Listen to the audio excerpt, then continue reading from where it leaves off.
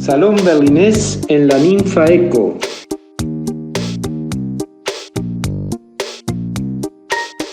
En español y alemán Con Ingeborg Robles und José Luis Pizzi. Hola, muy buenas. Este es un nuevo episodio del podcast Salón berlinés en la Ninfa Eco, desde el barrio de Kreuzberg en Berlín. Estamos como siempre con Ingeborg Robles, mi querida amiga Ingeborg Robles, y hoy tenemos a dos grandes autores, cada uno en lo suyo. Por el lado español tenemos a Mara Maía y por el lado alemán a Marco Martín. Mara es una amiga de larga data, a Marco lo acabo de conocer hoy, pero creo que puede ser un amigo de larga data a partir de este momento. Y estamos lidiando con el Mundial de Fútbol. Esto es literatura, es cultura español-alemán, pero bueno, estamos peleando contra todos los elementos y le vamos empatando de visitante. Así que bienvenida Mara, bienvenido Marco. Muchas gracias. Esto es el Salón Berlinés, es un proyecto financiado por el Senado de Berlín, de Senatsverwaltung für Kultur und Europa. Estamos muy contentos y espero que ustedes también. Así que le doy paso a Ingeborg, que va a hacer una breve introducción en alemán de lo que acabo de decir y de lo que ella quiera aportar. Danke, Pepe. Willkommen im Salon Berlinés. Heute ausnahmsweise Donnerstag. Wir sind hier mit Mara Maía aus Spanien und Marco Martin aus Deutschland. Und es schneit, Weltmeisterschaft, es spielen Deutschland, Spanien und Costa Rica, aber wir halten die Fahne der Literatur hoch. Wir singen die Nationalhymne der Literatur, was auch immer das sein wird. Wir hören Texte gleich und freuen uns sehr auf die Texte von Mara Maía und Marco Martin. Ya, y ambos autores, ese ya me salió porque venía así influenciado por el alemán de Ingeborg, quise decir, bueno.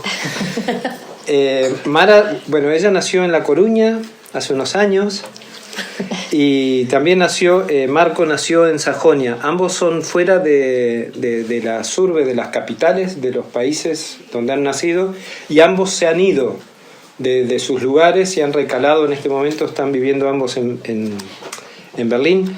Marco nació en una ciudad, en un pueblo, no sé, en Sajonia, y en 1900 y algo, que estaba todavía la DDR, la RDA, y abandonó en mayo del 89, fue objetor de conciencia y se fue de ese lugar. Y bueno, tiene una historia de vida increíble, más unos cuantísimos libros publicados. Y Mara, si bien nació en Galicia, en La Coruña, estudió periodismo en Madrid, pero creció en Nueva York. Entonces me gustaría, así, más que nada, que nos digan qué vieron en sus lugares de orígenes, qué vieron a los lugares donde se fueron, o sea, qué fue lo más importante, o no sé, lo más tremendo que les haya pasado, como para hacerlo interesante. No van a decir las pavadas, así, ay, qué lindo, que con la nieve, que disfrutaban, eso no. Y al mismo tiempo que nos digan por qué eligieron quedarse en Berlín. Y ahora Ingeborg va a tratar de sintetizar más o menos lo que acabo de contar. Respondes primero y después sí. Hago la pregunta en alemán. Y después, antes te traduzco a ti al alemán.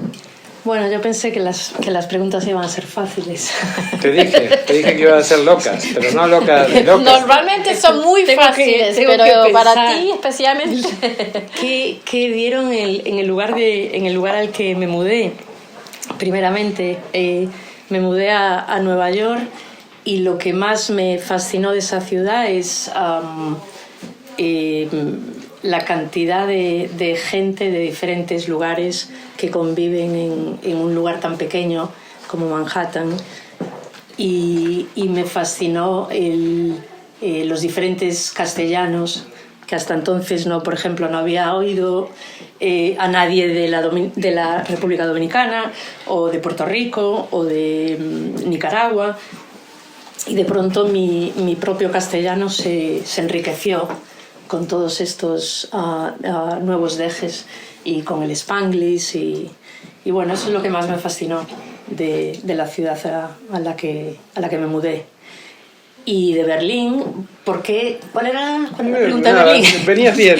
Yo ya me olvidé lo que te pregunté, pero me gusta mucho más tu respuesta que lo que te había dicho. De Berlín una serie de circunstancias me trajeron aquí y siempre quise venir, siempre recuerdo en el 89 cuando cayó el muro, yo estaba en La Coruña y estaba en vacaciones de Navidad, estaba estudiando periodismo en Madrid y estaban tirando el muro, plin plan, y estaba a punto de subirme a un avión, a un tren y venir a Berlín.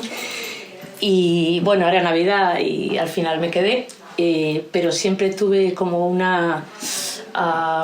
un cosquilleo por regresar a Berlín, siempre me picaba ahí algo y finalmente dejé Nueva York y quería mudarme a Europa y Berlín me pareció un destino perfecto. Me parece aparte, perdona que te interrumpa y antes que Ingeborg trate de traducir, que mantenés una coherencia, porque acá estás viendo también los distintos tipos de castellano. Exactamente. Fíjate vos cómo pronunciás y que no pronunciás el correcto castellano como uno. Claro, como bueno, es el bonaerense, ¿no? Claro, está bueno. Sí, pero Berlín es una ciudad fascinante también, multiculti y no sé, me parece mucho más libre y mucho más sana para vivir de lo que era Nueva York en el sentido de no sé, es completamente anticapitalista o intenta continuar siéndolo y no sé, eso me seduce bastante y bueno, aquí estoy con vosotros hoy, encantada.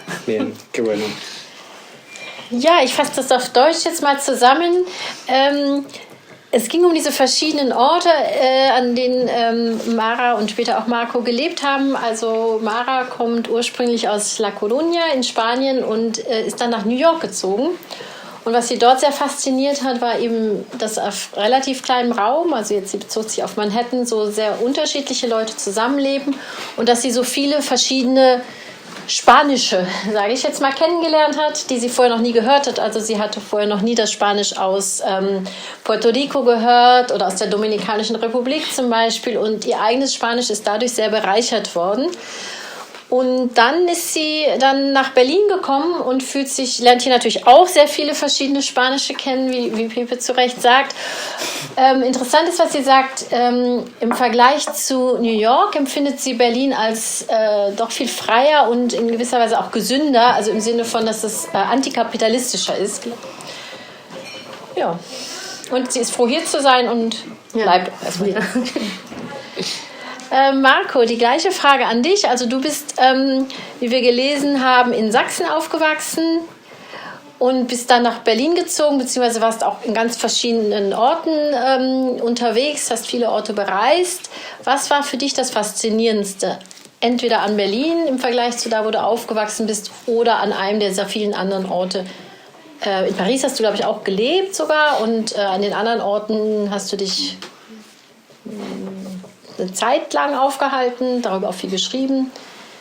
Ja, das Faszinierendste war, ich habe ja als Kriegsdienstverweigerer aus politischen Gründen die DDR verlassen, also nun wirklich einen antikapitalistischen Staat, also antikapitalistisch in der Konsequenz und bin froh, in einem kapitalistischen Sozialstaat zu leben. In den USA hätte ich mich wahrscheinlich nicht wohlgefühlt, aber ich freue mich, dass es in Berlin auch diese ganzen vielen Kulturprojekte gibt, natürlich finanziert aus Steuergeldern, die in der kapitalistischen Ökonomie erwirtschaftet werden. Wenn es das nicht gäbe, gäbe es auch unsere Veranstaltung nicht. Also aus diesem Grund bin ich für diese Balance zwischen Sozialstaat und freiem Markt ziemlich dankbar. Also ich bin ein Sozialliberaler. Kein Rechter, kein Linker. Und ja, das war jetzt schon eine sehr politische Antwort auf eine ganz normale geografische Frage. Aber ich mag das halt, ein bisschen abzuschweifen, zurückzukommen. Ich habe lange in Paris gelebt. 1994 habe ich meinen Partner kennengelernt. Wir waren damals alle beide Studenten in Paris und bin jetzt in Berlin, aber die meisten meiner Bücher spielen außerhalb von Berlin. Es gibt nur einen Roman, Der Prinz von Berlin, das ist ein anderer Einwandererroman, aber der spielt auch zur Hälfte in Beirut. Das heißt, wenn man in Berlin die ganze Zeit lebt, nimmt man wahrscheinlich weniger wahr als Leute, die von woanders herkommen und die dann in Berlin Dinge vielleicht auch genauer sehen als diejenigen, die immer da wohnen. Aber ich muss sagen, mich hat es immer nach Lateinamerika und in die hispanische Welt gezogen. Was ich der spanischen und was ich der lateinamerikanischen Literatur verdanke, ist unermesslich. Und aus diesem Grund freue ich mich auch heute hier zu sein. Sonst werde ich immer gefragt zu meinen Büchern über Politik und zu Intellektuellen und Dissidenten und so weiter. Und ich freue mich jetzt, dass es jetzt reingeht in die faszinierende Welt des Hispanischen. Und ich freue mich auch, dass wir das heute Abend als Tandem machen. Das ist eine tolle Idee. Sí, bueno, nos cuenta Marco Martín que se fue de la Alemania del Este por motivos políticos y así que vino a vivir en Berlín ya antes de que cayó el muro, y así que él ve el capitalismo un poquito más positivo en el sentido que es el capitalismo al fin que también financia la cultura, y como este evento, que tiene razón. Y nos cuenta también que ha vivido un tiempo en París, donde ha conocido a su marido, que también esta noche está con nosotros, y que sus libros, ha escrito muchos libros, después también hablamos de esto, 12 libros, que casi todos los libros, no están situados en Berlín, pero en otros países, y el único que tiene que se llama El Príncipe de Berlín también es una novela de inmigración y que está situada en parte en Beirut, y dice que está muy fascinado del mundo hispánico, y sobre todo porque agradece mucho la literatura hispana de Latinoamérica y de España. Y hoy nos vas a leer algo relacionado con Chile, ¿no? Sí. Con el negro Diego. Pero eso será en minutos, como ya tenemos unos minutitos, sí. Que ya ha pasado el minutero. ¿Cómo se puede decir 3 veces la misma palabra en una frase? Bueno, eso es algo que lo acabo de inventar, me ha salido fatal. Esto no lo patrocina M&M, pero sí son Mara Maía y Marco Martín, y nos vemos en la lectura. Vale, muchas gracias. Vielen Dank. Gracias. Gracias a vosotros. Gracias.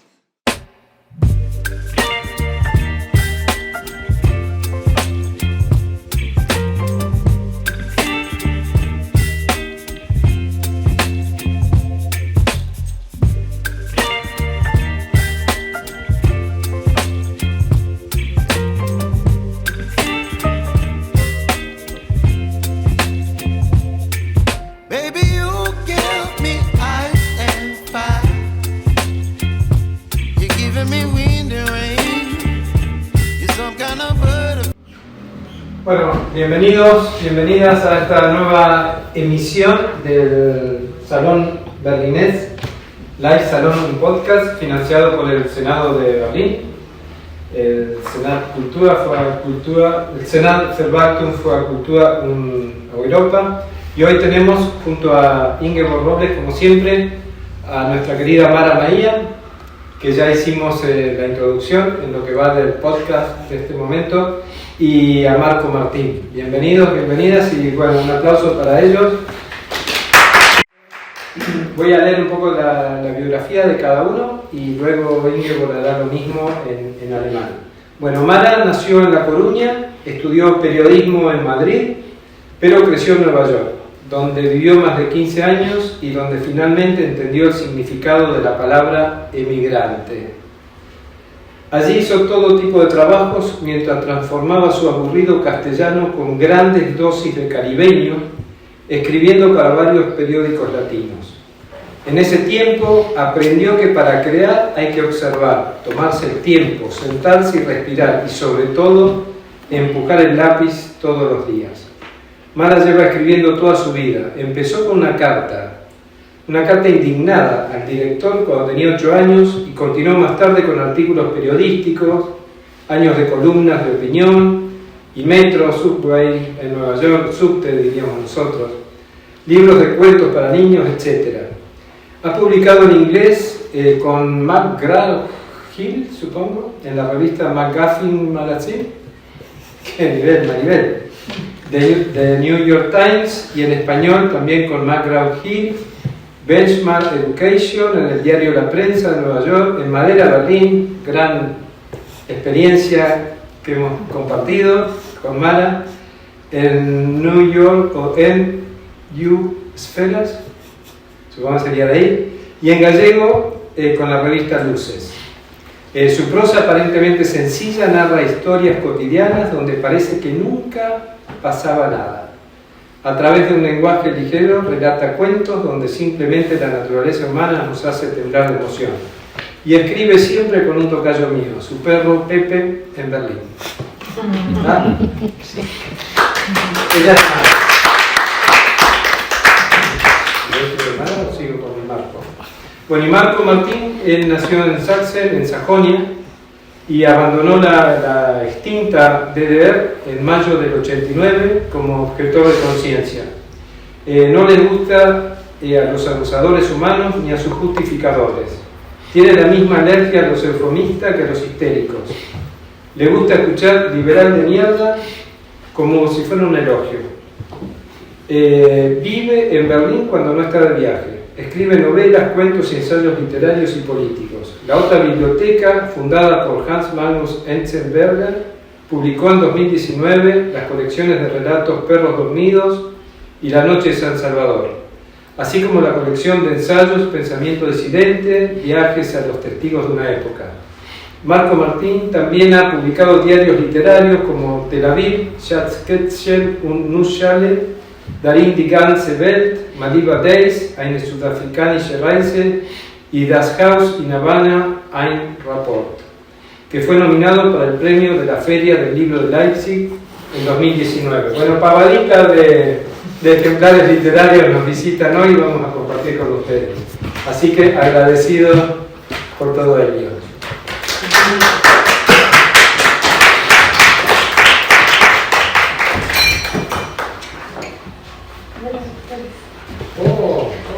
Nos visita otra gran escritora recién llegada del altiplano boliviano, nuestra querida Marta Gantier.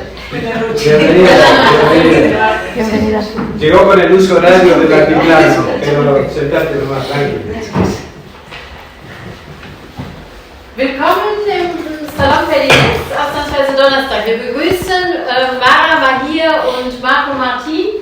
Wir werden vom Berliner Senat gefördert, der Senatsverwaltung für Kultur und Europa, und wir haben die erfreuliche Nachricht erhalten gestern, dass sie uns eine zweite Ausgabe des Salon Berlines finanzieren. Mara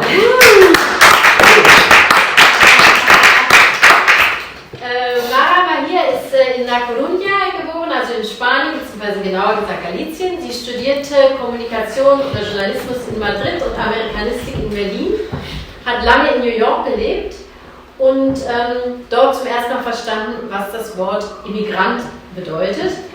Sie hat alle möglichen Arbeiten dort gemacht, viel geschrieben, viel publiziert, und sie sagt, ich benutze ihre eigenen Worte, sie hat ihr langweiliges Kastilisch mit großen Dosen karibischem Spanisch angereichert und dort für mehrere lateinamerikanischen Zeitungen geschrieben.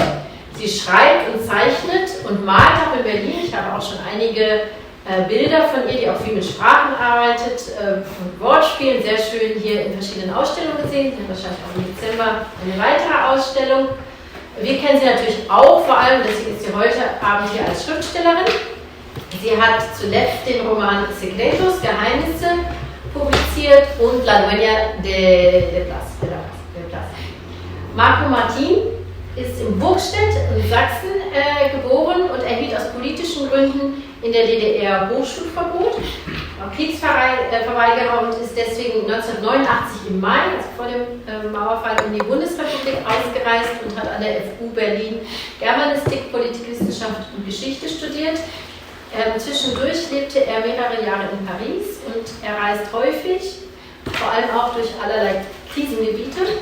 Er arbeitet als freier Autor in Berlin und beschäftigt sich in seinem literarischen Werk vor allem mit Fremdheitserfahrungen in Zeiten der Globalisierung. Er hat auch sehr viele Preise und Stipendien erhalten. Alles so aufzulisten wäre eine sehr lange Liste. Ich nenne einige. Und zwar hat er 2016 das Stadtschreiberstipendium bekommen, Breska-Wozza, das Kulturforum Östliches Europa, und 2019 war er auf der Shortlist des Essaypreises der Leipziger Buchmesse für das Haus in Havanna. Sein erstes Buch war 1994 mit dem Taxi nach Karthago, das waren Prosa und Gedichte, und interessant an seinem schriftstellerischen Werk ist, dass es verschiedene Genres umfasst. Also er schreibt nicht nur Erzählungen und Romane, sondern eben auch viele literarische Reportagen, Tagebücher, eben zum Beispiel Havanna hat auch eine Monographie geschrieben über Nelson Mandela, 2 Bücher über Tel Aviv.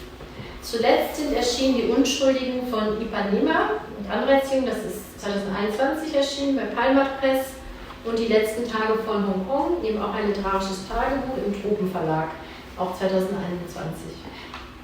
Wir begrüßen beide recht herzlich. Danken euch, dass ihr hier seid, dass ihr die Einladung angenommen habt, und wir beginnen mit Mara. Yo voy a leer Gracias por venir y gracias por la invitación a Ingeborg y a Pepe. Y yo voy a leer el primer capítulo de mi novela Secretos. La niña Leonor está enterrada en una fosa común. Durante la guerra, mi abuela perdió a su primera hija. Se llamaba Leonor y murió de frío. Mi abuela nunca habló de ella, nunca. No sé mucho de esa niña. Quizá eso sea lo único que sé, pero eso mismo, esa información sesgada, escueta, tacaña, la escuché en discusiones en alguna comida familiar, la oí rumorear en el pueblo, entre los chismes que mascullaban los viejos o en los murmullos de algún funeral. Hubo un incidente en una sobremesa navideña cuando los adultos bebían vino y champán hasta perder el pudor. Entonces, de madrugada, medio borrachos y atrevidos, ignorando nuestra presencia infantil, recuerdo como un sueño escuchar que la niña Leonor no murió de frío, sino de hambre. Mi abuela no decía nada, nunca dijo nada, pero en esa cena de Nochebuena había 2 tías lejanas que se enfrentaron, que no estaban de acuerdo en la causa del fallecimiento de la niña, y discutieron con pasión y sin respeto, como si mi abuela no estuviera sentada a la misma mesa, o como si resolver ese enigma fuese la única meta en sus vidas. A lo largo de la velada, en algún momento, se hicieron cómplices y, obstinadas como perros de presa, debatieron con furia con el marido de alguien y luego con el trompetista, ese anciano gigantesco cuyo nombre nunca supimos hasta mucho más tarde, ese anciano que olía a orina y a caramelos de tofe y que siempre hablaba de la criatura con una mezcla de emoción y certeza, como si él hubiera tenido a la niña Leonor en brazos el día que falleció. Tanto esa noche como en otras situaciones familiares semejantes, cuando los invitados bebían lo suficiente para volar por los aires el polvorín de chismes y secretos de medio pueblo, mi abuela sencillamente desaparecía en la cocina, ponía la radio y lavaba la loza como si aquella discusión sobre la niña Leonor no fuese con ella. Mi hermano y yo nos escondíamos debajo de la mesa del salón donde se celebraba la cena y permanecíamos atentos, inmóviles, escuchando en silencio las diatribas de los mayores. A veces, a duras penas, conteníamos una carcajada o una risa nerviosa, cuando de pronto sentíamos el hedor de un flato mudo y apretándonos la nariz señalábamos al culpable, que casi siempre era el mismo, y cuando no lo era, identificábamos al responsable del nuevo tufo y estallábamos en un jolgorio delirante antes de salir gateando a toda prisa. Otras veces hacíamos tonterías, gestos imposibles, o señalábamos los calcetines agujereados de aquellos pies enormes que siempre se quitaban los zapatos, rozábamos las enaguas de alguna tía o nos quedábamos absortos en el gran bulto del pantalón del trompetista. Pero sobre todo nos fascinaba escuchar a los mayores. Siempre queríamos saber más sobre la menciñeira enana, aquella bruja de medio metro que apareció un día de no se sabe dónde y se pasó una noche de difuntos aullando y murmurando conjuros sobre la fosa común donde dice que fue enterrada la niña Leonor. Así la llamaban siempre, la niña Leonor. La perspectiva de morir de hambre o de frío me parecía algo increíble y también espantoso. Recuerdo frotarme con brío los brazos en aquel suéter de lana de listones rojos y blancos que invariablemente mamá nos tejía cada invierno, y meterme cualquier vianda en la boca, masticándola lentamente, pensando en cómo sería morir de hambre o morir de frío. Entonces hacía experimentos con mi hermano pequeño, porque en aquella época teníamos que probarlo todo. Yo estaba fascinada por las novelas de Los Cinco de Enid Blyton, convencida de que teníamos decenas de misterios que resolver. Éramos dos audaces investigadores que solo creíamos en la razón empírica. Durante un tiempo, ambos nos desnudábamos y en mitad de la noche salíamos a la azotea en enero, cuando acababa de llover y el frío del norte escarchaba los postigos de las ventanas. Nos quedábamos en mitad de la terraza, aguantando la helada por 5 o 10 minutos, tal vez 15 o 20, no recuerdo.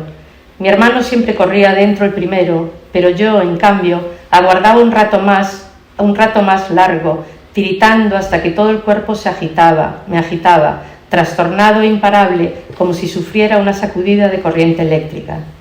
Aguantaba sintiendo cómo se me entumecían los dedos, cómo el frío me picaba las orejas, abrazándome al cuerpo aterido y rezando en silencio los segundos.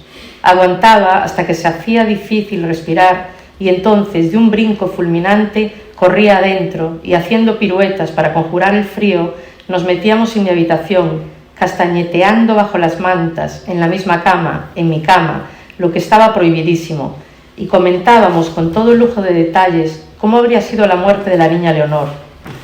Nunca nos poníamos de acuerdo sobre el color de la piel de los muertos de frío. ¿Sería blanca como la nieve o sería morada como la de los chichones? ¿Se quedaría la piel arrugada como cuando pasábamos mucho tiempo en el agua? ¿Se resquebrajaría como un cubito de hielo? ¿Crujiría como cuando pisábamos las hojas en otoño? ¿O se rompería como las piezas de un puzzle? A veces teníamos pesadillas, otras despertábamos a todo el mundo porque alguno creía haber visto una sombra flotando entre las cortinas, sin duda el fantasma de la niña. Un día nos regalaron un reloj de arena para que jugáramos al ajedrez midiendo el tiempo de los movimientos entre jugadores como profesionales.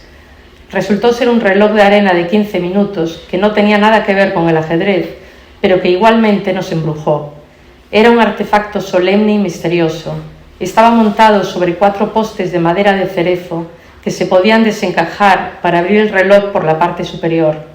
Parecía un artilugio de laboratorio, como una pipeta gigante, aparatosa o un instrumento de navegación. Nos encantaba abrirlo, vaciarlo y volverlo a llenar. Era un juguete que por un tiempo nos fascinó. Además, se nos antojó perfecto para nuestros experimentos, como cronometrar si alcanzábamos a soportar más de 15 minutos bajo el frío helado.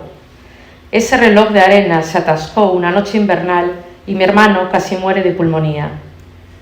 En la mayoría de familias hay nombres que se repiten. En las familias españolas a veces se duplican o triplican con arrebato, con una perseverancia terca, nombres que se niegan a morir, que aparecen con insistencia, como ríos que rehúsan ser subterráneos y se transmiten de generación en generación, de padres a hijos y de estos a sus hijos, y de madres a hijas y de estas a sus hijas, como si se estuvieran pasando un talismán, la joya de la corona, un pedazo de kriptón cargado de superpoderes o el eslabón clave de un valioso material genético. En mi familia contabilizo hasta 6 Leonores. La niña Leonor, mi tía muerta, no es la primera de la saga. Antes de ella, mi abuela también fue Leonor, y antes mi bisabuela, y se supone que la madre de mi bisabuela y su madre y la madre de esta fueron bautizadas como Leonor. A veces me parece que si se indagara en los ancestros de mi familia, hurgando en las llagas ocultas, rascando sin decoro, se llegaría a una primera Leonor o Leonora, nacida tal vez en un pueblo de Etiopía, a una primera Leonor, francesa de Aquitania, una inglesa de campo pero de buena familia, casada con un Alfonso V o un Fernando de algo, con algún noble castellano, con un sencillo campesino o un marinero portugués. Sin embargo, para mí, la primera Leonor fue siempre esa niña escuálida y púrpura, de la que mi abuela nunca habló. Mi segunda Leonor fue la hermana mayor de mi madre, que nació casi justo un año después de la niña muerta. Sus padres, mis abuelos, tuvieron la brillante idea, tal vez por apatía o por puro empecinamiento, de ponerle el nombre de la niña muerta a la recién nacida. aunque lo más probable es que bautizarla así fuera un acto de reencarnación, una catarsis para dar paso a la necesidad de olvido supliendo un vacío mayúsculo. Esta segunda Leonor vivió 14 años hasta que un día hizo las maletas y se esfumó. Nadie se pone de acuerdo en por qué y cuándo desapareció mi tía, la hermana mayor de mi madre, mi segunda Leonor. Si le preguntábamos a mamá, nos respondía indignada que se fue porque en este país no había nada que hacer, porque se pasaba hambre. Tanta hambre, decía mamá, que hasta ella misma no había conocido el sabor de la carne hasta que se casó. Cuando decía algo así, afirmaciones ambiguas de doble lectura, que me dejaban confundida porque no entendía si se refería a la carne en un sentido bíblico o a la carne de res, prefería no preguntarle. Si le hablaba a mi tía Federica, la hermana que seguía a mi tía Leonor, insistía en que ésta se fue por amor. Cada pariente nos contaba una historia distinta. Algunos sencillamente se quedaban mirándonos fijamente, escudriñándonos el alma y sonriendo de forma enigmática. En esas ocasiones mi hermano me agarraba la mano con fuerza y yo podía sentir el miedo que le provocaban esas miradas profundísimas. Mi hermano tenía pánico a los viejos, era un rechazo casi físico. Huelen a moho, a pozo podrida, a hospital, a charcos de cuneta. Siempre se negaba a besarlos y si le obligaban a hacerlo, terminaba montando una rabieta espantosa que avergonzaba al pariente y hacía que el rostro de mi madre se enrojeciera con cientos de puntitos, como los granos de las frambuesas veraniegas que nos gustaba recoger con mi abuela. Nuestras investigaciones nos llevaron a la conclusión de que todos guardaban algún secreto. Unos nos contaban medias verdades y la mayoría ocultaba algo.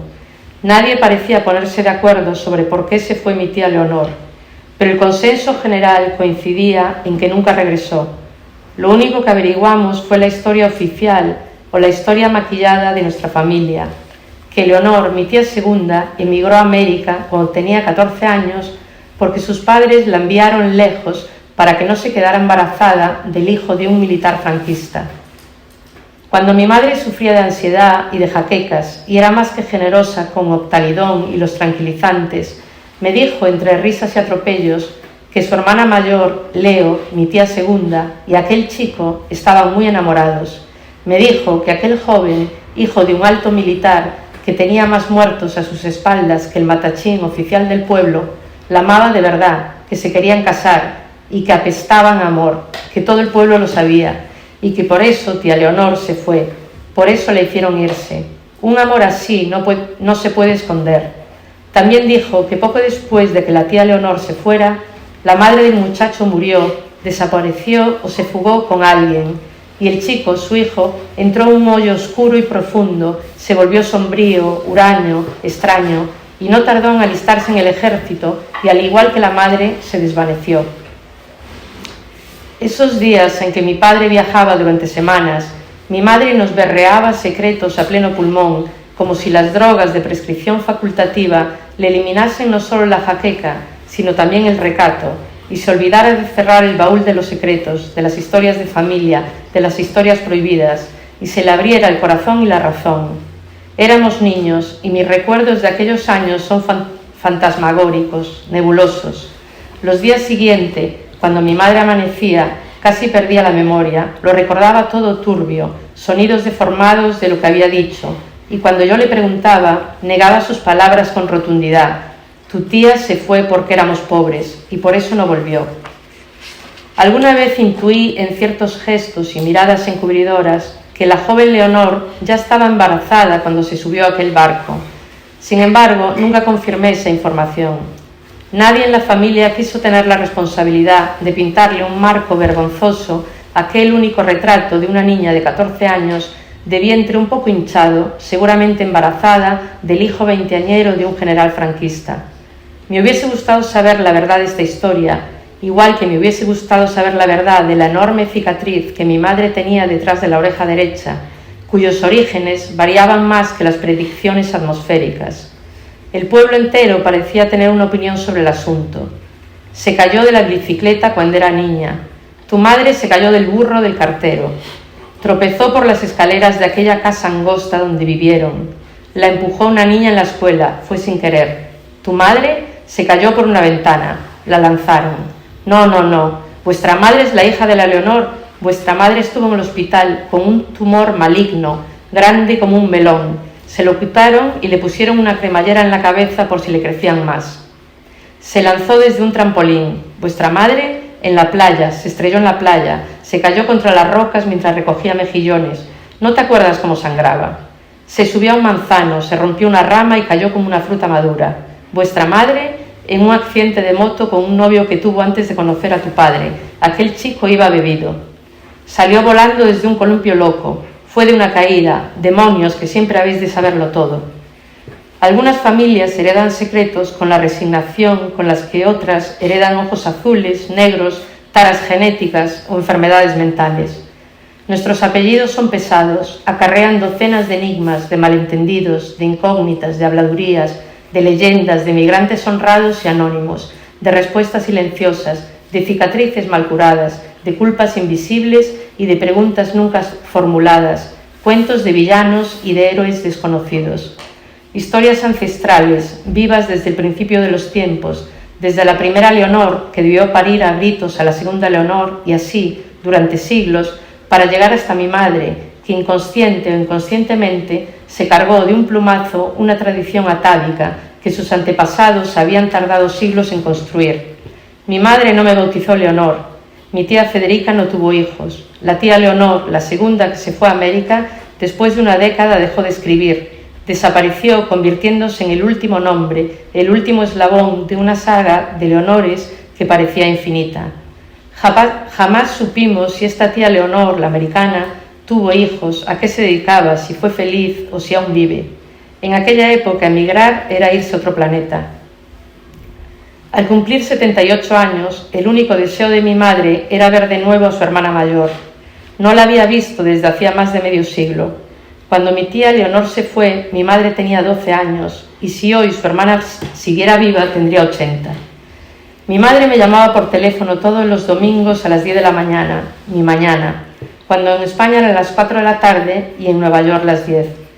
Desde su último cumpleaños me llamaba no solo los domingos, sino también entre semana. Cuando no estaba o no podía contestar, me dejaba mensajes ansiosos, preguntándome por su hermana Leonor. Esta hermana mayor de mi madre es lo único que le quedaba de su familia, además de mi hermano y yo.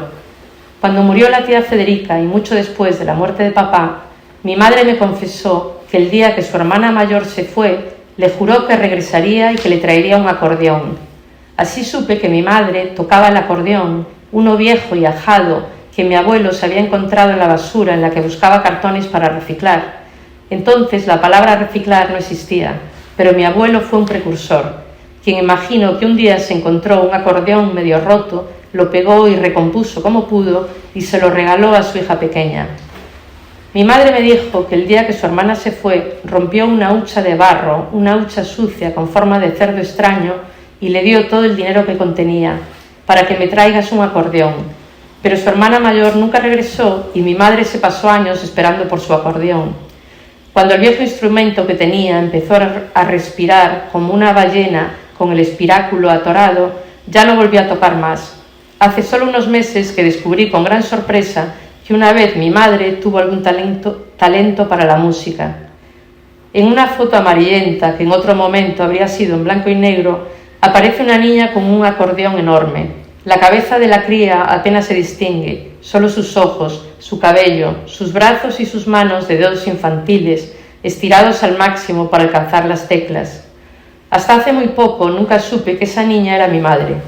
Tampoco sabía que el hombre apuesto, de mandíbula cuadrada, de bigote grueso y de aire elegante, que se ve al fondo de la habitación con un cigarrillo en la mano y una sonrisa altiva, era el mejor amigo de mi abuelo. Es el mismo hombre que mucho más tarde celebraría las Navidades con nosotros, cuando su mejor amigo, mi abuelo, yacía tranquilo, calcinado en miles de cientos de partículas de ceniza dentro de una vasija de cerámica dorada sobre la mesilla de noche de mi abuela. Es el mismo hombre que recuerdo como en un sueño, el que olía a orina y a caramelos de tofe, que siempre nos regalaba y que masticaba como si fueran chicles. Es el mismo hombre de entrepierna abultada que tocaba la trompeta en la orquesta del pueblo, el mismo cuyas manos enormes observamos infinidad de veces escondidos bajo la mesa, entrelazarse con los dedos mojados, los dedos húmedos de loza de la abuela, buscando sus manos con naturalidad, sin prisa, esperándola con calma y luego fundiéndose como si se conocieran de toda la vida. Jetzt die deutsche Übersetzung lesen, die eine gekürzte Version des ersten Kapitels ist. So ein Auszug. Ein Auszug, genau. Ein Auszug. Die ersten 3 Seiten, ein Auszug. Unsere Namen. Das Mädchen Leonore liegt in einem Massengrab. Meine Großmutter verlor ihre erste Tochter während des Krieges. Sie hieß Leonore und war erfroren. Meine Großmutter sprach nie über sie. Nie. Ich weiß nicht viel über dieses Mädchen, das ist vielleicht das Einzige, was ich weiß. Aber genau das, diese voreingenommene, spärliche, armselige Information hörte ich manchmal bei Familienessen, ich hörte sie in Dorfgesprächen, im Klatsch, den die Alten wiederkäuten oder im Gemurmel bei irgendeiner Beerdigung. Es gab einen Vorfall bei einem Weihnachtsessen, als die Erwachsenen Wein und Champagner tranken, bis sie alle Scham verloren. Am frühen Morgen dann, halb betrunken und wagemutig, unsere kindliche Anwesenheit ignorierend, erinnere ich mich, wie in einem Traum gehört zu haben, das Mädchen Leonore sei nicht erfroren, sondern verhungert. Meine Großmutter sagte nichts, sie sagte nie etwas. Aber bei jenem Weihnachtsabendessen trafen 2 entfernt verwandte Tanten aufeinander und sie stritten sich. Sie kannten sich nicht, sie konnten sich nicht, was die Todesursache des Mädchens gewesen war, und diskutierten leidenschaftlich und ohne Respekt, als säße meine Großmutter nicht mit am gleichen Tisch oder als wäre dieses Rätsel zu lösen das einzige Ziel ihres Lebens. Im Laufe des Abends wurden sie irgendwann zu Komplizinnen und versessen wie Jagdhunde darauf debattierten sie wütend mit dem Ehemann von irgendeiner und später mit dem Trompeter. Diese riesige Alte, dessen Namen wir erst sehr viel später erfuhren, der nach Urin und Toffeebonbons roch und der immer mit einer Mischung aus Rührseligkeit und Gewissheit von dem Kind sprach, als hätte er das Mädchen Leonore im Arm gehalten, als sie starb. An diesem Abend, wie auch sonst bei solchen Familientreffen, wenn die Gäste so viel getrunken hatten, dass das Pulverfass des Klatsches und der Geheimnisse des halben Dorfes zu explodieren drohte, verschwand meine Großmutter ganz einfach in der Küche. Sie schaltete das Radio ein und wusch das Geschirr, so als ginge sie diese Diskussion über das Mädchen Leonore nichts an. Mein Bruder und ich versteckten uns unter dem Wohnzimmertisch, wo das Essen stattfand, und hörten schweigend und unbeweglich den Tiraden der Erwachsenen zu. Manchmal gelang es uns nur mit Mühe, eines Kicherns oder ein nervöses Lachen zu unterdrücken, wenn wir auf einmal den Gestank eines stummen Furzes rochen und wir hielten uns die Nase zu, während wir auf den Schuldigen zeigten. Es war fast immer der gleiche, und wenn nicht, identifizierten wir den, der für den Gestank verantwortlich war, und brachen in taumelndem Jubel aus, während wir auf allen 4 eiligst davon krochen. Andere Male stellten wir Quatsch an, machten unmögliche Gesten und zeigten auf die durchlöcherten Socken, diese großen Füße, die immer die Schuhe auszogen, streiften die Unterröcke irgendeiner Tante oder verfingen uns in der großen Ausbeulung der Hose des Trompeters. Aber vor allem faszinierte es uns, den Großen zuzuhören. Wir wollten immer mehr erfahren über den Zwerg Menzeniera, jene 3,5 Meter große Hexe, die eines Tages von wer weiß wo erschienen war und ein aller Seelen heulend und murmelnd über dem Massengrab verbrachte, in dem, wie es hieß, das Mädchen Eleonore begraben war. So wurde sie immer genannt, das Mädchen Leonore. Der Gedanke an Hunger oder Kälte zu sterben erschien mir unglaublich und schrecklich. Ich erinnere mich, wie ich mir mit aller Kraft die Arme rieb in einem dieser Wollpullis mit roten und weißen Bändern, die Mama uns unweigerlich jeden Winter strickte, und mir irgendetwas Essbares in den Mund stopfte, es langsam kaute und mir dabei vorstellte, wie es wäre, zu verhungern oder zu erfrieren. Ich stellte Experimente mit einem kleinen Bruder an, denn wir mussten damals alles ausprobieren. Ich war fasziniert von Enid Blytons 5 Freunde-Bücher und davon überzeugt, wir müssten einen Haufen rätselhafter Fälle lösen. Wir waren 2 mutige Detektive und glaubten allein an die empirische Vernunft. Eine Zeit lang zogen wir uns beide nackt aus und gingen mitten in der Nacht auf das Dach im Januar, wenn es gerade geregnet hatte und die Kälte aus dem Norden die Fensterläden mit Reif bedeckte. Wir standen in der Mitte der Terrasse und hielten die Kälte 5 oder 10 Minuten aus. Vielleicht auch 15 oder 20, ich weiß es nicht mehr genau. Mein Bruder rannte immer als Erster ins Haus, ich dagegen hielt es etwas länger aus, zitternd, bis der ganze Körper sich schüttelte, mich schüttelte, unaufhörlich wie in einem Stromschlag. Ich hielt aus und spürte, wie meine Finger taub wurden, wie die Kälte meine Ohren zwickte und ich empfing meinen erstarrten Körper und betete im Stillen die Sekunden ab. Ich hielt aus, bis ich kaum noch atmen konnte und dann blitzschnell ins Haus rannte, drehte Pirouetten, um die Kälte abzuweisen, und wir gingen in mein Zimmer, klapperten unter der Decke mit den Zähnen im gleichen Bett, in meinem Bett, was streng verboten war, und malten uns in allen Einzelheiten aus, wie das Mädchen Leonore gestorben sein könnte. Wir konnten uns nie einig werden über die Hautfarbe von Erfrorenen. War sie weiß oder violett wie Beulen? War die Haut schrumpelig, wie wenn wir lange im Wasser waren? Wurde sie rissig wie ein Eiswürfel? Knisterte sie, wie wenn wir im Herbst auf die Blätter traten und sie wie Puzzleteile zerbrachen? Manchmal hatten wir Albträume, dann wieder weckten wir alle, weil wir glaubten, einen schwebenden Schatten zwischen den Gardinen gesehen zu haben, zweifellos der Geist des Mädchens. Eines Tages bekamen wir eine Sanduhr geschenkt, damit wir wie Profis Schach spielen und die Zeit der Schachzüge messen konnten. Es stellte sich heraus, dass es sich um eine 15-Minuten-Sanduhr handelte, die nichts mit Schach zu tun hatte, uns aber dennoch verzauberte. Ein würdevolles und geheimnisvolles Kunstwerk, montiert auf 4 Kirschholzpfosten, die man abnehmen konnte, um den oberen Teil der Uhr zu öffnen. Es schien uns ein auffallendes Machwerk aus einem Labor wie eine riesige Pipette oder ein Navigationsinstrument. Wir liebten es, sie zu öffnen, zu leeren und wieder aufzufüllen. Es war ein Spielzeug, das uns eine Zeit lang faszinierte. Außerdem passte es perfekt zu unseren Experimenten. Zum Beispiel konnten wir die Zeit messen, um zu sehen, ob wir es mehr als 15 Minuten in eisiger Kälte aushielten. In einer Winternacht verstopfte die Sanduhr und mein Bruder wäre fast an einer Lungenentzündung gestorben. In den meisten Familien gibt es Namen, die sich wiederholen. In spanischen Familien verdoppeln oder verdreifachen sie sich manchmal auffällig, anfallartig, mit einem störrischen Durchhaltevermögen. Namen, die sich weigern zu sterben, die hartnäckig sind wie Flüsse, die nicht unterirdisch sein wollen und die von Generation an Generation weitergegeben werden. Von Vätern zu Söhnen und von Söhnen zu Söhnen, von Müttern zu Töchtern und von Töchtern zu Töchtern, als würden sie einen Talisman weiterreichen, den Kronschmuck, ein Stück Krypton mit Superkräften oder das Hauptmuster eines wertvollen genetischen Codes.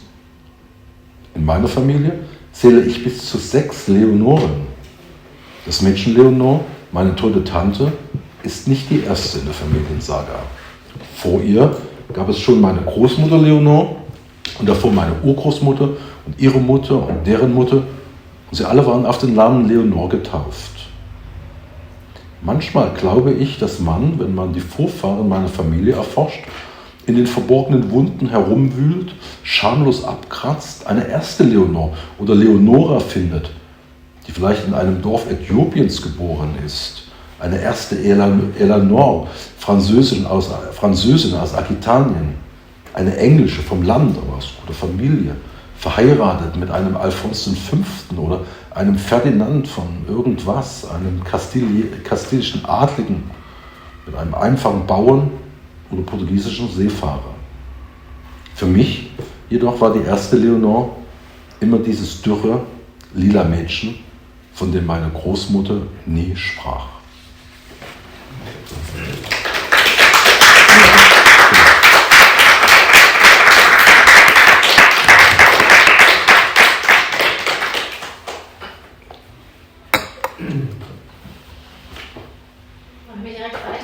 Machen wir direkt.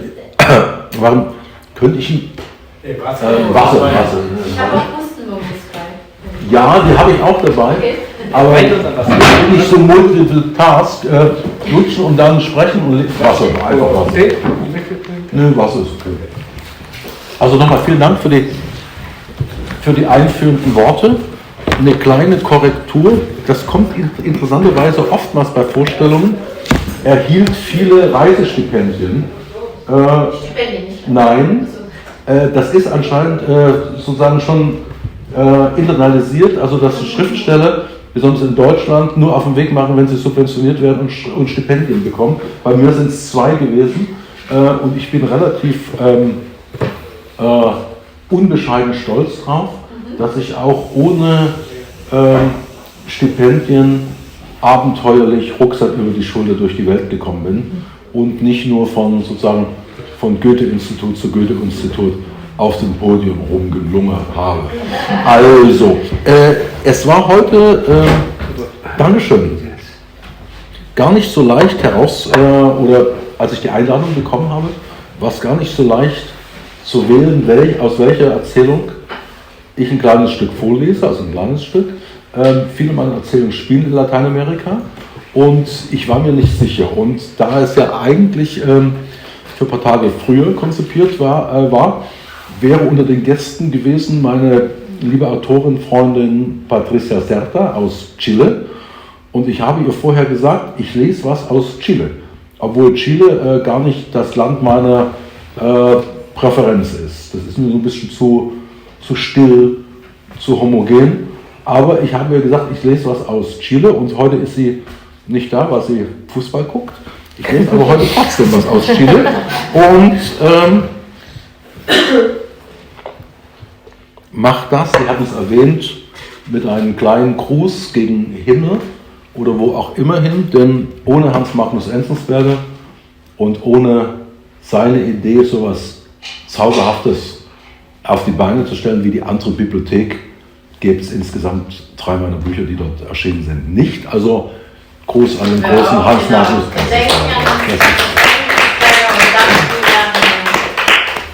Das stimmt. Unsere Bibliothek, für alle, die sonst nicht so viel auf Deutsch lesen, wenn ihr demnächst doch mal deutsche Bücher kauft, andere Bibliothek. Eine der schönsten Reihen. Sí, traduzco, sí, se murió hace unos días el grande autor y, bueno, muchas cosas más que autor, pero Hans Magnus Enzensberger, que también editó muchas antologías de poesía internacional y también fundó una editorial casi o una serie de libros que se llaman Andere Bibliothek, que son libros siempre muy interesantes e internacionales a veces, y también traducciones, y también siempre muy bellos libros. Se llaman Die Andere Bibliothek. Sí. Okay. Y también y hay 3 libros, ¿no? En Andere tuyos. Ja, also gehen wir nach Santiago de Chile. Das heißt der schwarze Diego oder das Haus der 4 Senoras. Und gewidmet ist das Stück an einen Autorenfreund in Santiago de Chile, der mich sehr geprägt hat, Jorge Edwards. Das kriegst du nicht mit, das siehst du nicht, sagt der schwarze Diego, während sie auf der Terrasse Tapas und Weißwein bestellen und Daniel noch denkt, die Kellnerin und die ersten Mittagsgäste sehen sie nur so neugierig an. Darauf bist du nicht gekommen, nicht auf die Sache mit der Colon, sagt der schwarze Diego triumphierend, blinzelt Daniel aus himmelblauen Augen an und rekapituliert im Paseo Bella Vista, während sie auf das Essen warten. Alles, nur nicht das. Die Körper und die Kunst und womöglich sogar die Nachwirkungen der Diktatur. Ach, der schwarze Diego fährt sich mit dem silberberegten Daumen über die Stirn, tupft sich in der Frühlingshitze unter den Markisen ein paar Schweißperlen von der Haut und legt Daniel anschließend die Fingerkuppen auf die Lippen. Alles hast du wahrgenommen und gescannt mit einem unmöglichen deutschen Blick und es mir flüsternd erzählt, als Tattoo Pablo bereits in tiefen Schlaf gefallen war, diagonal zwischen uns ausgestreckt auf diesem Doppelbett im Haus der 4 Senoras, nur 3 Block von hier entfernt, gleich neben der Auffahrt zum San Cristobal, dessen Bäume und Sträucher man vom Hotelfenster aus gesehen hatte, schräg nach oben ansteigend im ersten Morgenlicht des Tages. Alles ist dir bewusst geworden, variiert der schwarze Diego, während er mit einem Nicken erneut auf die anderen Terrassengäste aufmerksam macht, die mitunter verstohlen zu ihnen hinsehen. Nur das nicht.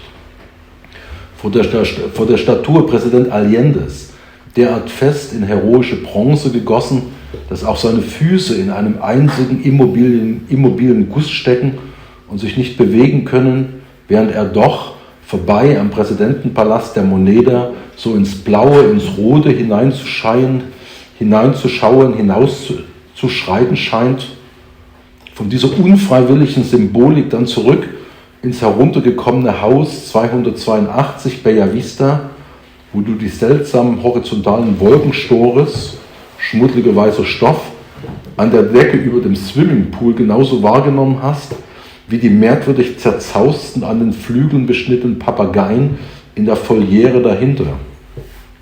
Und am anderen Ende des Schwimmbeckens, aus ledierten Kacheln, jenes überdimensionierte Aquarium mit den Hieronymus-Bosch-Pflanzen und Fischen in verblassendem Bunt, das die Trennwand zur Ecke mit dem Jacuzzi darstellte, doch keineswegs ein Interieur im Stil des magischen Realismus.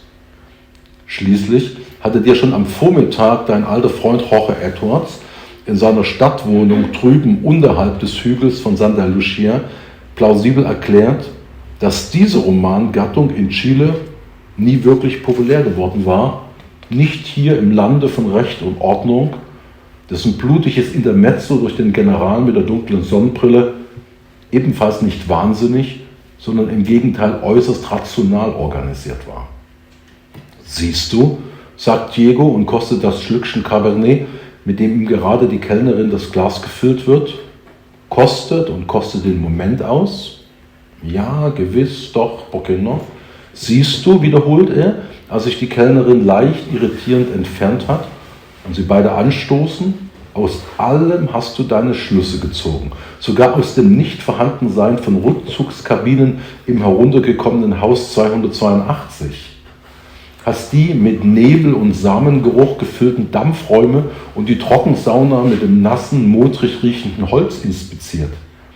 Einen weiten Bogen um die Dunkelräume in der ersten und zweiten Etage gemacht und dich gewundert, dass ganz oben im Piso 4 das Bad keine Türen hatte, dafür auf den Fliesen aber Camper-Schlafsäcke und Decken lagen und gleich daneben in einem weiteren türlosen Raum im Dunkel 2 Luftmatratzen, auf denen sich 2 Typen bewegten, umstanden von schweigsamen jungen Männern, die sich unter ihren schlierischen Handtüchern am Schritt rieben.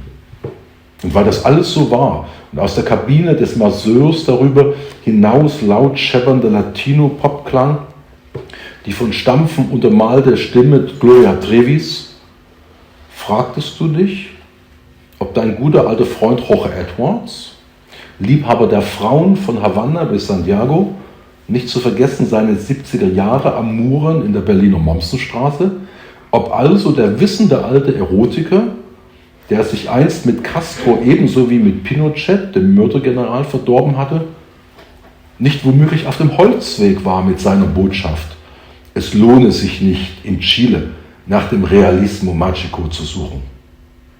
Ich aber, sagt der schwarze Diego, setzt sein Rotweinglas mit einem Ruck auf die polierte Holzfläche des Tischs, reißt seine blauen Augen auf, macht eine Grimasse, die sich in ein Lächeln wandelt, legt seine riesige Hand mit den 3 Silberringen und dem bunten Steinchenarmband auf Daniels Hand. Ich aber komme aus Kolumbien und also sage ich dir heute, vergiss nicht ihren Ordnungswahn. Verurteile ihn nicht, noch idealisiere ihn, sondern ziehe die richtigen Schlüsse, wenn auch nicht zu Strafquerido. Denn schließlich sind wir hier noch immer in Lateinamerika, auch wenn Sie Ihren endlosen Zipfel für eine Art ausgelagertes Norditalien oder Zentralspanien halten mögen. So, also denke an die Quittungen, an jene in den Bars und Diskothekas, die sie dir für jedes Bier ausstellen und deshalb dich und die anderen vor der Theke unnötig lange warten lassen, zum Wohlgefallen der Steuerbehörde. wie auch an die kleinen gelben Belegzettel, die jeder Besucher im Ausschweifungshaus Nummer 282 erhält, zusammen mit einem ebenso überflüssigen Metallcoupon, den er in die Spalte neben ein Drehkreuz hinter der Rezeption stecken muss, ehe der Weg endlich frei ist zu den Spinden, wo allerdings erst noch ein gealterter Schlüsselverantwortlicher auf dich wartet, ehe du dich schließlich ausziehen und in die obersten Stockwerke abdriften kannst, wo sie alle dann jedoch ebenso stumm und verhuscht dahinkleiden, als wären es Angestellte eines Archivs à la Borges. Kein Wunder, dass sie sich alsdann in die anonymen Dunkelräume zurückziehen, all diese seltsamen, fischkalten Chilenos Blancos, deren Väter, der schwarze Diego dankt der servierenden Kellnerin und piekst mit einem Holzstäbchen ein Fleischbällchen aus dem Tapasteller, deren Väter womöglich in Zeiten der Diktatur sogar gefoltert hatten, und zwar ebenso arbeitsteilig und diszipliniert. Da unten im Süden in der Stadt, in der Villa Grimaldi, Hauptquartier des Geheimdienstes, solltest du dir einmal anschauen, die musealen Überreste. Obwohl, der schwarze Diego schiebt den Teller ein wenig von sich weg, fordert Daniel zum Mitessen auf und erhebt erneut sein Rotweinglas zum Prosten, obwohl Ehre trotz allem diesem Land, in dem es auch die Steuerbehörde gewesen ist, die vor ein paar Jahren den Mördergeneral, was niemand zuvor gelungen war, schließlich doch noch dran gekriegt hat, und zwar wegen Bilanzfälschung. Salud, amigo. Der schwarze Diego neigt den Kopf mit dem kurz geschnittenen Kräuselhaar, das vorn in eine winzige Spitze ausläuft, und fügt hinzu, denn alles ist inzwischen wieder gut in der Stadt. Und für die in allen Andenken verkauften Victor Jara CDs werden sie dir mit der gleichen Selbstverständlichkeit eine Quittung ausstellen, wie sie ihn damals, 1973, zu Tode gefoltert hatten, draußen im Fußballstadion von Santiago, in dem wiederum 2 Jahre zuvor Präsident Allende noch dem großen Dichter zum Nobelpreis gratuliert hatte. Oder vermische ich, der unverschämte, nach unserer Nacht leicht derangierte Negrito, gerade Dinge, die nicht zusammengehören? Immerhin, der schwarze Diego zermalmt genüsslich eine Weintraube zwischen den Zähnen und zieht für einen Moment die vollen Wangen ein. Immerhin bringt dein alter Freund Jorge Edwards zumindest mit seinem Leben das Erwartbare durcheinander. Von Salvador Allende als Romane schreibender Botschafter nach Kuba gesandt, von Castro als renidenter Dissidentenkupan, jedoch bald wieder rausgeschmissen und nach Chile zurückgeschickt und dort nach dem Putsch von Pinochet erneut sofort außer Landes gejagt, so fern dem sterbenden Freund Neruda. War es so gewesen? Statt auf die Suada zu antworten, fragt Daniel, und Tattoo Pablo? Er erinnert sich, dass schließlich er es gewesen war, der dem schwarzen Diego die Geschichte ihres Kennenlernens erzählt hatte. Heute Morgen auf dem Kopfsteinpflaster vor dem Haus der 4 Senoras. Hinter ihnen das langsam abebbende Dröhnen der Diskothek, rechts das verschlossene Eisengittertor hinauf zum Areal de San Cristobal und hinter dem menschenleeren Platz gerade einmal ahnbar jene sanft ansteigende Straße, in welcher der große Dichter, dem Jorge Edwards später als Sekretär dienen würde, seine neue Geliebte Mathilde versteckt hatte, 1952, in einem anderen Leben, einer anderen Zeit. Daniel, Weltmeister der Entdeckungen und Verknüpfungen. Ja, bestätigt der schwarze Diego und fordert ihn mit einer Art Geste auf, sich ebenfalls ein Anchovisstückchen herauszupicken und weder die gebratene Paprika noch die rötlich-weißen Pulpo-Riegel zu verschmähen. Ja, da hast du begonnen, mir, den ihr doch gerade ebenfalls erst kennengelernt hattet, von dieser Begegnung in jenem Haus Nummer 282 zu erzählen. Und alles zugleich bestätigt vom wissenlachenden Tattoo Pablo aus Medellin, der derweil inzwischen nicht untätig blieb, sondern seine beiden Arme um unsere Schultern gelegt hatte. Und zwar so. Der schwarze Diego zieht den verdutzten Daniel heran, bis sich ihre beiden Stirnen berühren und die anderen Mittagsgäste erneut herüberschauen, wobei die jüngeren Frauen lächeln, während sich auf den Stirn ihrer männlichen Begleiter Runzeln des Missfallens zeigen. Hast du es womöglich jetzt schon kapiert? Was soll ich kapiert haben? Ja, das Rätsel wird gelöst, aber nicht heute Abend. El negro Diego o la casa de las cuatro señoras, para Jorge Edwards. No lo entiendes, no lo ves, dice el negro Diego, mientras piden tapas y vino blanco en la terraza y Daniel sigue pensando que la camarera y los primeros comensales les miran con curiosidad por... No se te ocurrió, no lo del color, dice triunfante el negro Diego. Parpadea a Daniel con ojos celestes y recapitula en el patio Bellavista mientras esperan la comida. Todo menos eso, los cuerpos y el arte y posiblemente incluso las secuelas de la dictadura. Ah, el negro Diego se pasa el pulgar con anillo de plata por la frente, se quita unas gotas de sudor de la piel en el calor primaveral bajo los toldos y luego pone la punta del dedo en los labios de Daniel. Percibiste y escudriñaste todo con tu mirada imposible y me lo dijiste en un susurro cuando Tatuaje Pablo el colombiano ya había caído en un sueño profundo, estirado en diagonal entre nosotros en esta cama matrimonial de la casa de las cuatro señoras, a solo 3 cuadras de aquí, justo al lado del camino de entrada al Cerro San Cristóbal, cuyos árboles y arbustos se veían desde la ventana del hotel, inclinados hacia arriba en la primera luz matinal del día. Te has dado cuenta de todo, varía el negro Diego, mientras con un movimiento de cabeza, ¿ves?, vuelve a llamar la atención a los otros huéspedes de la terraza, que a veces los miran furtivamente, de todo menos esto. Desde la estatua del presidente Allende, tan firmemente fundida en bronce heroico que hasta sus pies están clavados en un solo vaciado inmóvil y no pueden moverse, mientras que sin embargo parece mirar y pasar a grandes zancadas más allá del Palacio Presidencial de la Moneda, hacia el vacío azul, el rojo, de este involuntario simbolismo, se vuelve a la destartalada casa 282 de Bellavista, donde te fijas en las persianas de nubes extrañamente horizontales, tela blanca mugrienta, del techo sobre la piscina, tanto como en los loros extrañamente desaliñados y con alas cortadas en la pajarera de más allá. Y en el otro extremo de la piscina, de azulejos estropeados, ese acuario sobredimensionado con las plantas y los peces del bosco en color desvaído, que era la pared divisoria del rincón con el jacuzzi, escenario de un encuentro que por un breve desvío llevaría directamente a mí, pero de ninguna manera un interior al estilo del realismo mágico. Al fin y al cabo, esa mañana tu viejo amigo Jorge Edwards ya te había explicado de forma plausible en su piso en la ciudad, bajo la colina de Santa Lucía, que este género de novela nunca se haya popularizado en Chile, no aquí en el país de la ley y el orden, cuyo sangriento interludio del general de las gafas de sol oscuras tampoco había sido demencial, sino por el contrario, extremadamente organizado. Ya ves, dice Diego, saboreando el sorbo de Cabernet con el que la camarera acaba de llenar su copa, degustando y saboreando el momento. Sí, ciertamente, sí, ¿por qué no?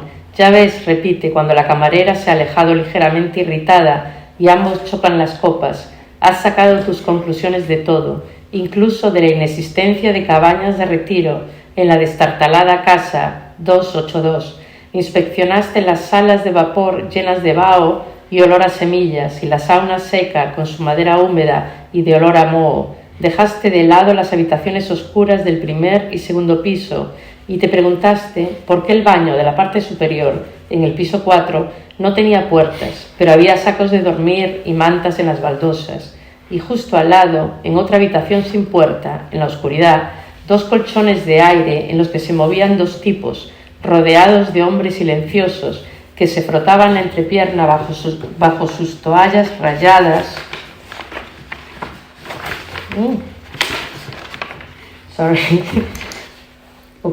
Que se frotaban la entrepierna bajo sus toallas rayadas, y como todo era así, y encima desde la cabina del masajista llegaba el estruendo del pop latino, la voz de Gloria Trevi, punteada por los pisotones, te preguntaba si tu buen amigo Jorge Edwards, amante de las mujeres desde La Habana hasta Santiago, por no hablar de sus amores setenteros en la Mommstrasse de Berlín, si pues el viejo erótico omnisciente que una vez se enemistó tanto con Castro como con el general asesino, no iba quizá por mal camino con su mensaje de que no valía la pena buscar el realismo mágico en Chile.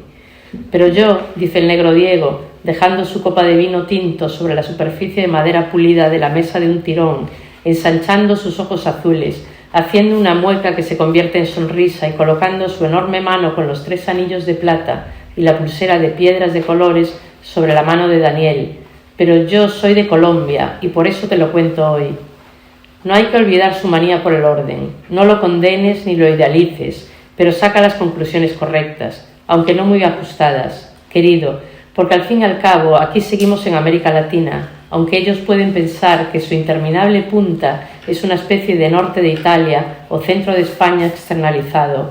Así que piensa en los recibos, los de los bares y discotecas que te dan por cada cerveza y que por tanto te hacen esperar innecesariamente a ti y a los demás delante de la barra para regocijo de Hacienda, así como los papelitos amarillos de recibo que recibe cada visitante del número 282, junto con un cupón metálico igualmente superfluo que tienen que introducir en la ranura situada junto a un torniquete detrás del mostrador de recepción antes de que el camino quede finalmente libre hasta las taquillas, donde, sin embargo, una persona de edad avanzada encargada de las llaves te espera antes de que puedas finalmente desvestirte y dirigirte a los pisos superiores, donde todos se deslizan tan silenciosa y tímidamente como si fueran empleados de un archivo a la Borges.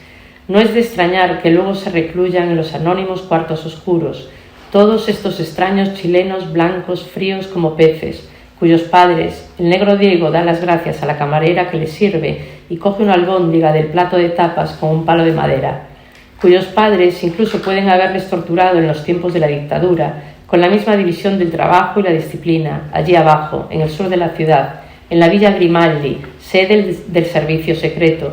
Deberías echar un vistazo a los restos del museo, aunque el negro Diego aparta un poco el plato de él, animando a Daniel a compartir la comida, y vuelve a levantar su copa de vino tinto para brindar, aunque el honor, a pesar de todo, a este país en el que también fue el fisco el que hace unos años consiguió por fin que el asesino general, cosa que nadie había conseguido antes, fuera condenado por falsear el balance. Salud, amigo.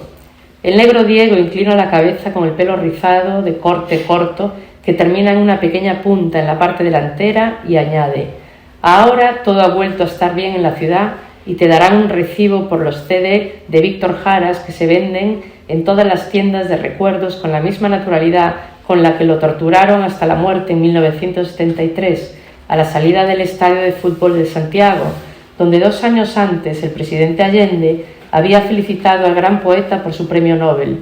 ¿O soy yo, el negrito insolente, ligeramente trastornado después de nuestra noche, mezclando cosas que no van juntas?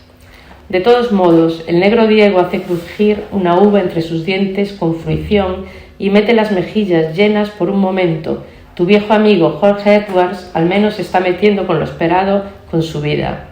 Enviado a Cuba por Allende como embajador novelista, pero pronto expulsado por Castro como compinche, disidente recalcitrante, y enviado de vuelto a Chile, y allí inmediatamente expulsado del país de nuevo tras el golpe de Pinochet, lejos, muy lejos de su amigo moribundo Neruda. ¿No había sido así? En lugar de responder a la usada, Daniel pregunta: ¿y tatuaje Pablo, el colombiano? Recuerda que después de todo había sido él quien le había contado al negro Diego la historia de cómo se conocieron. Esta mañana, en los adoquines frente a la casa del hotel de las 4 señoras, detrás de ellos el zumbido lentamente desvaneciendo de la discoteca. A su derecha el portón de hierro cerrado que sube a la zona de San Cristóbal, y detrás de la plaza desierta, apenas percebible, esa calle suavemente ascendente donde el gran poeta, al que Jorge Edwards serviría después como secretario, había escondido a su nueva amante, Matilde, en 1952, en otra vida, en otro tiempo. Daniel, campeón mundial de descubrimientos y conexiones.